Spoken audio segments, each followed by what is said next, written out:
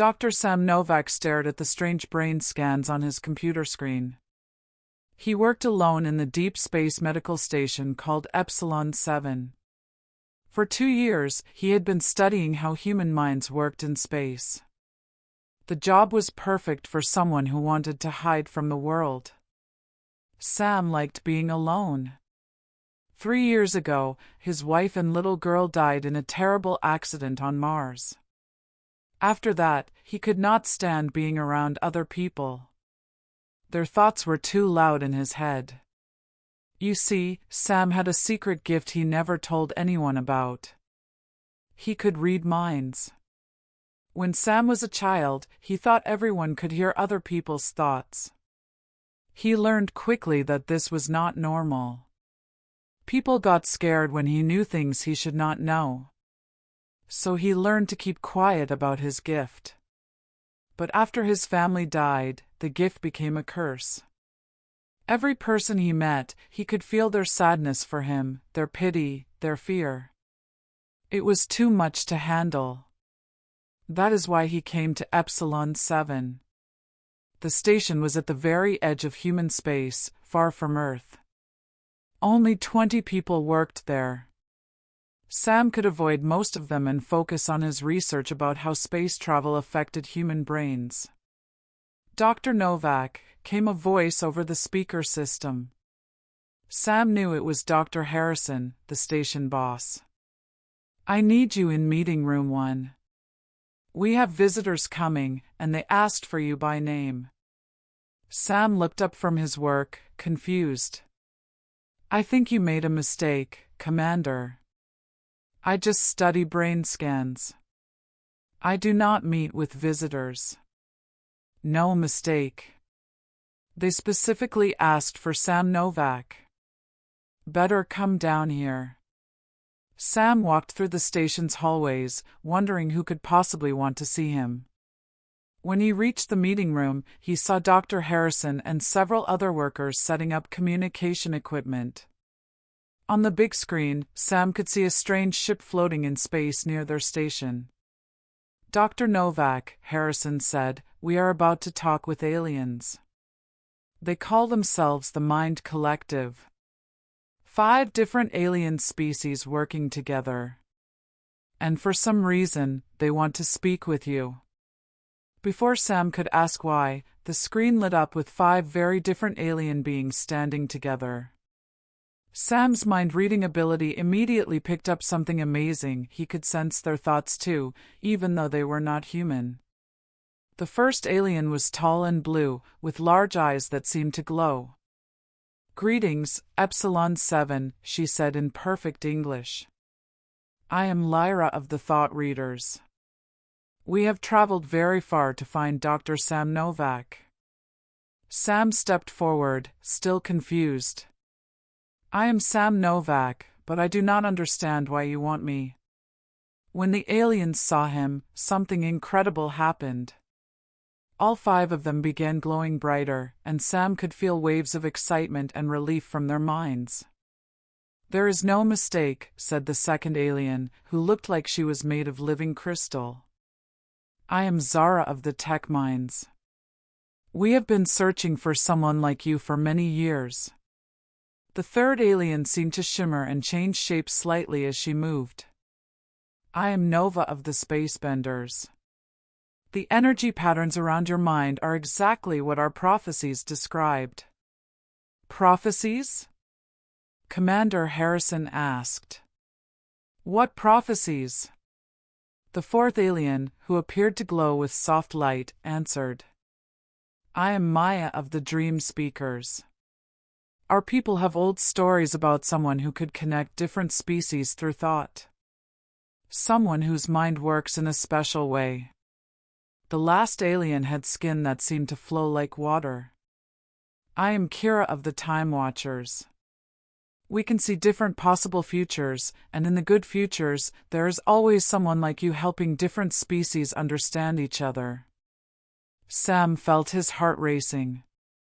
Through his mind reading, he could sense that these aliens were telling the truth. But he still could not believe they wanted him. I think you have the wrong person, Sam said quietly. I am nobody special. I just study brain scans and try to stay away from people. That is exactly why you are the right person, Lyra said gently. Through his gift, Sam could feel her kindness and understanding. You stay away from people because their thoughts are too loud for you, yes?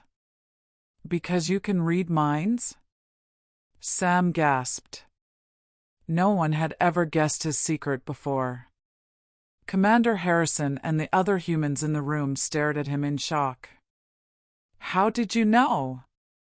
Sam whispered. Zara's crystal body sparkled as she smiled. Because we are all mind readers too, in different ways. That is why we formed the Mind Collective. We understand what it is like to have thoughts and feelings that others cannot share. Nova continued, but you are different from us. Your mind-reading gift is combined with something else, deep understanding and caring for others, even when their thoughts hurt you. Maya added, most mind readers become cold and distant because they hear too many negative thoughts. But you became sad, not mean. You still care about others, even though it causes you pain. Kira's flowing skin showed patterns that Sam somehow understood meant hope. In all the futures we can see, peace between different species only happens when there is someone who can truly understand everyone's thoughts and feelings without judging them. Sam looked around the room at his human colleagues, who were staring at him with new understanding. Then he looked back at the 5 aliens on the screen. You really came all this way to find me? He asked. Yes, all 5 aliens said together. We have been searching for 50 years. Commander Harrison found his voice. Dr. Novak, is it true? Can you really read minds? Sam nodded slowly. Since I was a child. That is why I stay alone. People's thoughts can be very loud and sometimes very painful to hear. But that is your gift, Lyra said warmly. You can understand what everyone is really thinking and feeling. Not just the words they say, but what they truly mean. Over the next several hours, the 5 aliens explained their plan. Each of their species had tried to make peace with others for centuries, but it never worked. There were always misunderstandings, hidden fears, and secret plans that caused problems. With someone who can read minds, Zara explained, all the hidden thoughts and feelings can be brought into the open.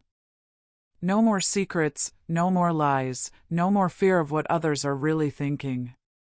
But reading minds without permission is wrong, Sam protested.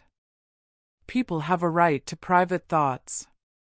Not if they give permission, Nova said. And not if it helps prevent wars and brings peace. Maya's gentle mental touch reached Sam across the distance between ships. We can teach you how to control your gift better. How to turn it on and off when you choose. How to use it to help instead of just suffering from it.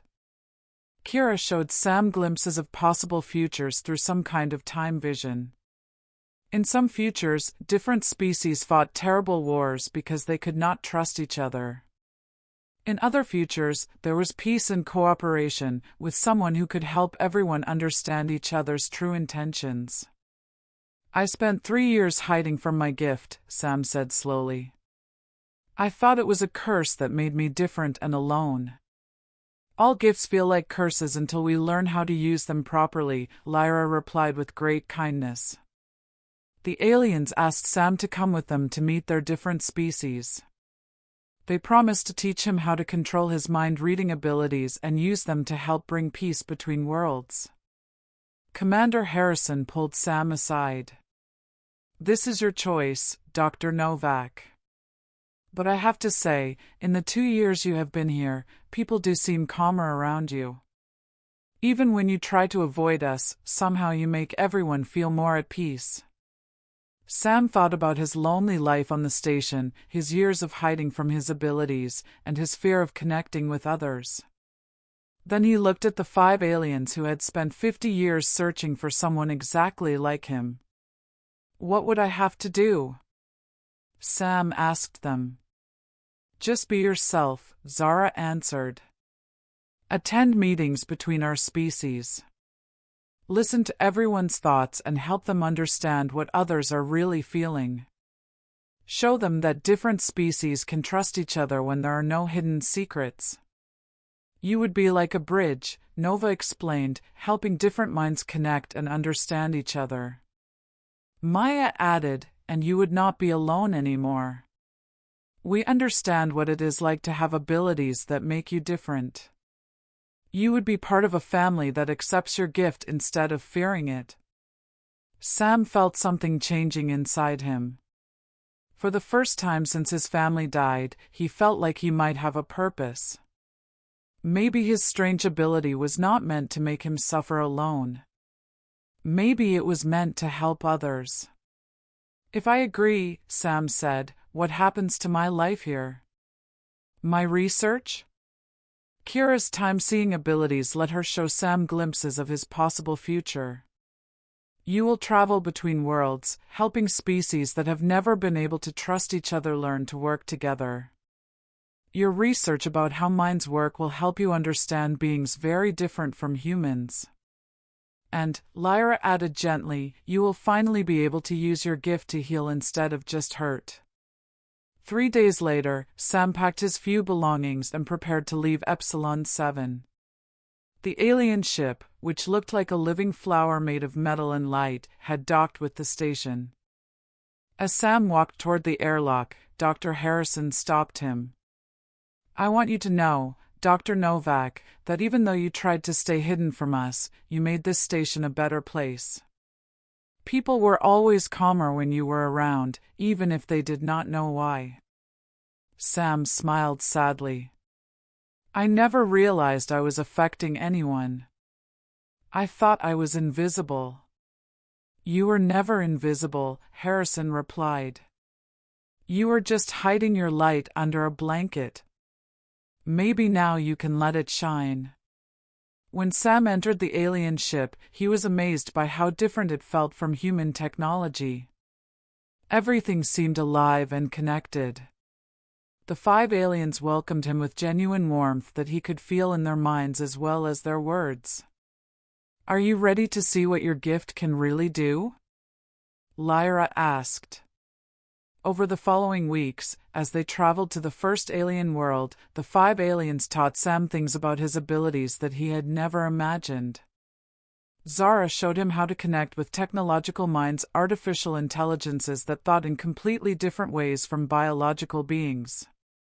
Nova taught him to sense the thoughts of beings who existed partially in other dimensions, creatures whose minds worked with space and time in ways humans could not understand.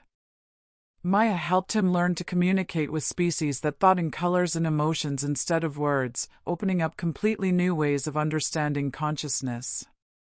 Kira shared her time vision abilities, letting Sam see how his gift could affect not just the present, but possible futures for entire civilizations. And Lyra, whose empathic abilities were similar to Sam's mind reading, became his closest friend and teacher. She showed him how to protect himself from the pain of negative thoughts while still staying open to understanding others. "Your gift is not just reading minds," Lyra explained as they approached the first alien world. "It is translating between different types of consciousness. Humans think one way, but there are beings who think in mathematics, or in music, or in concepts that do not have words. You can help them all understand each other." When they arrived at the world of the thought readers, Sam was amazed to find himself among beings who understood what his life had been like. They were tall, blue-skinned people with large eyes, and every one of them could read thoughts. "Welcome, Bridge Walker," their leader said to Sam. "We have been waiting to meet the one who can help us connect with species whose minds work differently from ours." For the first time in his adult life, Sam was in a place where his gift was not strange or frightening. It was valued and understood. But the real test came when they traveled to the world of a species that had been enemies with the thought readers for centuries. These beings, called the Silent Ones, had learned to block their thoughts completely because they feared mind readers. The meeting between the two species was tense and full of mistrust. The thought readers could not understand beings whose minds they could not read. The Silent Ones were terrified of having their thoughts discovered. Sam sat quietly in the meeting room, using his gift to sense the emotions and fears on both sides. Then he began to speak. "Thought readers," he said gently, "you are afraid that the Silent Ones are planning something harmful because you cannot read their minds. But their thoughts are not hidden because they want to hurt you. They are hidden because they are afraid of being hurt by you." He turned to the Silent Ones. "And you fear the thought readers because you believe they will judge your private thoughts and use them against you. But they read minds not to control others, but because it is how they understand and connect with the world around them." Slowly, Sam helped both species understand each other's true motivations. The Silent Ones learned that the thought readers use their abilities to help and protect, not to spy or control. The thought readers learned that the Silent Ones' mental shields were not weapons, but protection born from fear. By the end of the meeting, both species had agreed to work together on a project to help planets damaged by natural disasters. It was the first time in 500 years that they had cooperated instead of fought. As they traveled from world to world, Sam discovered that his gift was growing stronger and more precise. He could now sense not just thoughts, but the deep emotions and motivations that drove different species. He could understand beings whose minds worked in ways completely unlike human thinking. More importantly, he learned that his years of loneliness and pain had actually prepared him for this work. Because he had suffered from his gift, he understood the fear that others felt about having their minds read. Because he had lost people he loved, he could help others work through their grief and anger. Because he had been alone, he truly valued connection and peace. On a space station where 7 different species were trying to negotiate a trade agreement, Sam's abilities prevented what could have been a war. Each species was secretly planning to cheat the others, but they were also all afraid of being cheated themselves. Sam helped them see that their fears were creating the very problems they were trying to avoid.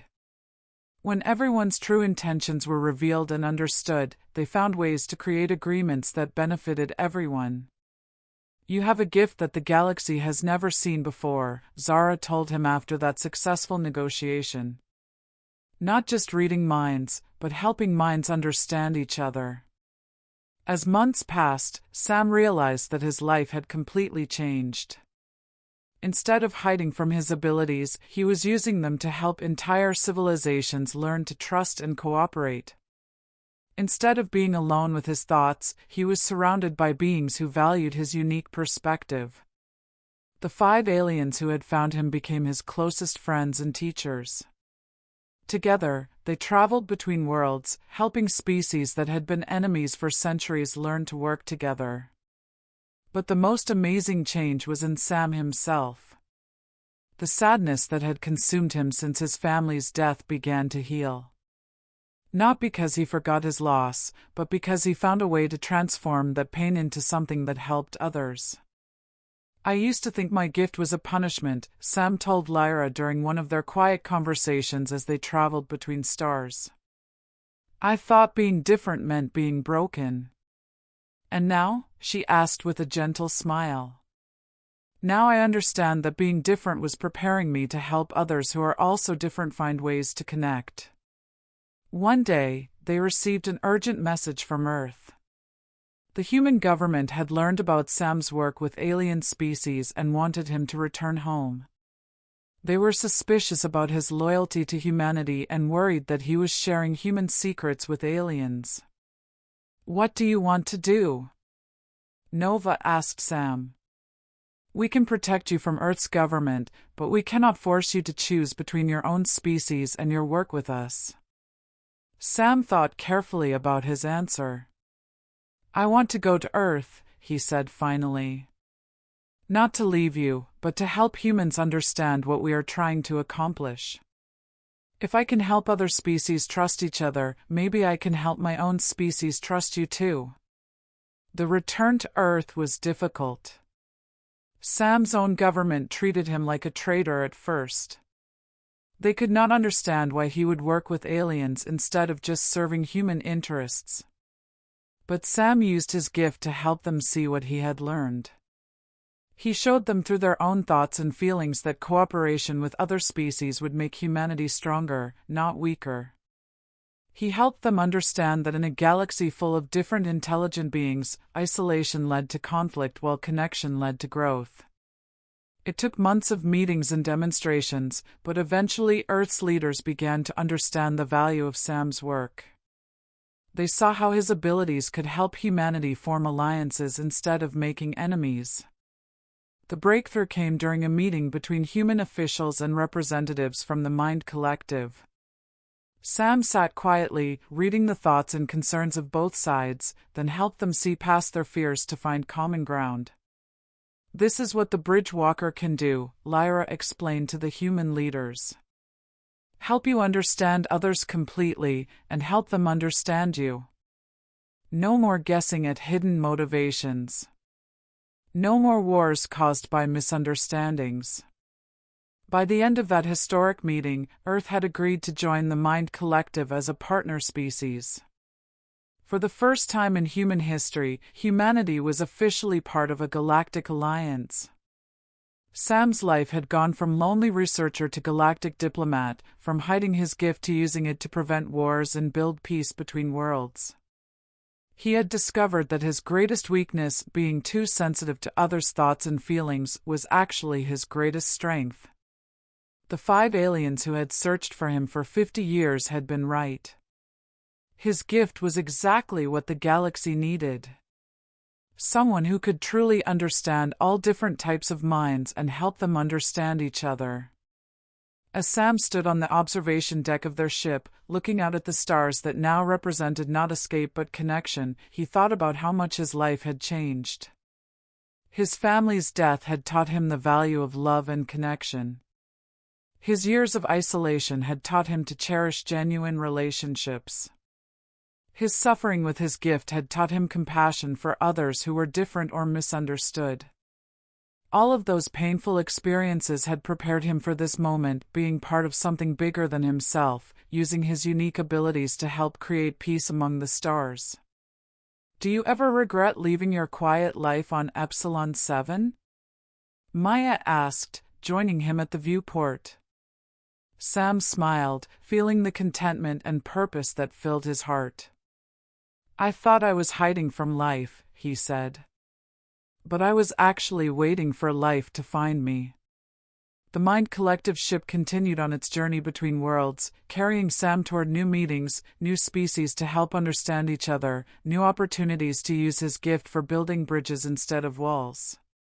Sam Novak, the man who had once believed he was cursed with unwanted abilities, had become the Bridge Walker, the one whose gift would help reshape relationships between civilizations across the galaxy. His journey from worthless to worthwhile had become the foundation for peace among the stars. And in his heart, Sam knew that his wife and daughter, wherever they were, would be proud of how he had transformed his pain into something beautiful, his isolation into connection, and his curse into the greatest gift the galaxy had ever received.